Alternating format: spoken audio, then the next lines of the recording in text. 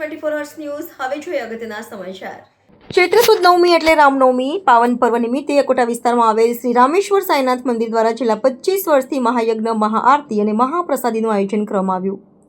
ચૈત્ર સુદ નવમી એટલે ભગવાન શ્રી રામનો અવતરણ દિવસ। રામનવમીના પાવન પર્વ પર શ્રી રામેશ્વર સાંઈનાથ મંદિર દ્વારા છેલ્લા 25 વર્ષથી અવિરતપણે મહાપ્રસાદીનું આયોજન કરવામાં આવતું હોય છે। ત્યારે આ વર્ષે પણ ભંડારાનું આયોજન કરવામાં આવ્યું હતું, જેમાં શ્રી રામેશ્વર સાંઈનાથ મંદિર દ્વારા મહાયજ્ઞ કરવામાં આવ્યો હતો, જેમાં 10થી વધુ જોડાએ ભાગ લીધો હતો। સાથે જ સાંજના 7 કલાકે સાંઈબાબાની આરતીનું આયોજન કરવામાં આવ્યું હતું, જેમાં મોટી સંખ્યામાં માઈ ભક્તોએ મહાઆરતીનો લાવો લીધો હતો અને આરતી સંપન્ન થયા બાદ મહાપ્રસાદીની શરૂઆત કરવામાં આવી હતી।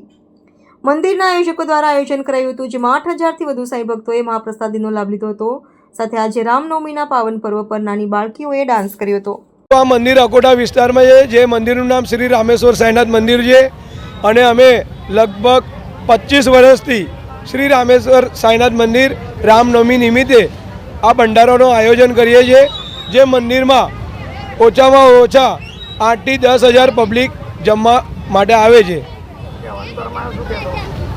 અમે લોકો દર વર્ષે શ્રી રામનવમીના નિમિત્તે આવી રીતે 10થી 12 જોડાને લઈને હવન કરીએ છીએ, જે હવન દર વર્ષે રામનવમી નિમિત્તે કરીએ છીએ। અમારું બસ એક જ લક્ષ્ય છે કે ભૂખ્યાના પેટમાં અન્ન, અને અમે રામ ઉત્સવને શ્રી રામેશ્વર સાંઈનાથ મંદિર સાંઈબાબાના દ્વારા અમે આ ઉત્સવ બનાવી રહીએ છીએ અને એના અંદર બધાનો સાથ સહકાર મળીને આ કાર્ય થાય છે। શાહ અનિલ કૃષ્ણકાંત।